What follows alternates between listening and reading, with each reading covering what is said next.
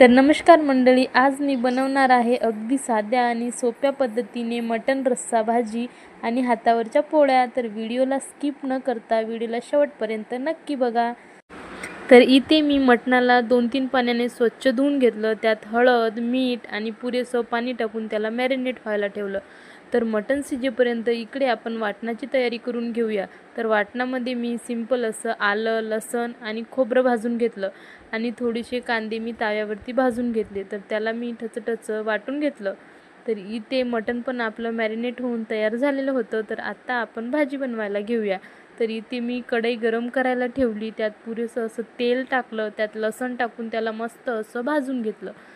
तर लसूण थोडं क्रिस्पी झाल्यावरती आपण वाटलेला कांदा मी त्यात टाकून दिला आणि थोडंसं तेल सुटेपर्यंत त्याला 2-3 मिनटं मी परतून घेतलं. तर कांदा टाकल्याने काय होतं, मटणाला चव पण छान येते आणि भाजी पण आपली घट्ट होते.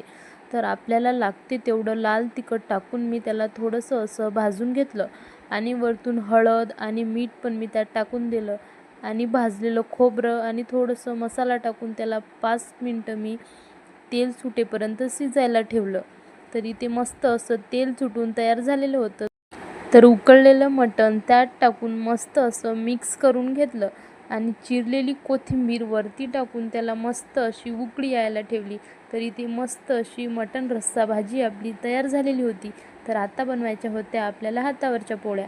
तर हातावरच्या पोळ्या बनवण्यासाठी मी इथे उंडे बनवून भिजत घालायला ठेवलेलं होतं. तर इथे मस्त असे उंडे भिजून तयार झालेले होते. तर इथे मी पोळ्या बनवायला घेतल्या आणि एकावर त्या एक अशा 3 पोळ्या मी टाकून घेतल्या आणि त्याला परतायला घेतलं. तर अशी एक पलटी मारली की दुसरी चपाती पलटून घ्यायची. तर इथे फटाफट मी 3ही पोळ्या मस्त अशा पलटून घेतल्या. तर हातावरच्या पोळ्या हे चवीला अप्रतिम लागतात. कोणतीही भाजी असो त्याची चव एक नंबर लागते. तर इथे मी हातावरच्या पोळ्या संपूर्ण बनवून घेतलेल्या होत्या. तर इथे माझ्या पोळ्या पण बनवून झालेल्या होत्या. तर तुम्हाला माझा व्हिडिओ आवडला असेल तर व्हिडिओला लाईक, शेअर, सबस्क्राईब करायला विसरू नका. तर तुम्ही पण या जेवायला. तर भेटूया नेक्स्ट व्हिडिओमध्ये. तर तोपर्यंत बाय.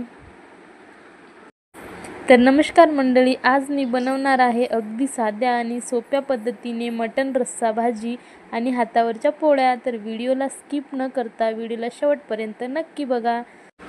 तर इथे मी मटणाला 2-3 पाण्याने स्वच्छ धुवून घेतलं. त्यात हळद, मीठ आणि पुरेसं पाणी टाकून त्याला मॅरिनेट व्हायला ठेवलं. तर मटण शिजेपर्यंत इकडे आपण वाटणाची तयारी करून घेऊया. तर वाटणामध्ये मी सिंपल असं आलं, लसूण आणि खोबरं भाजून घेतलं आणि थोडेसे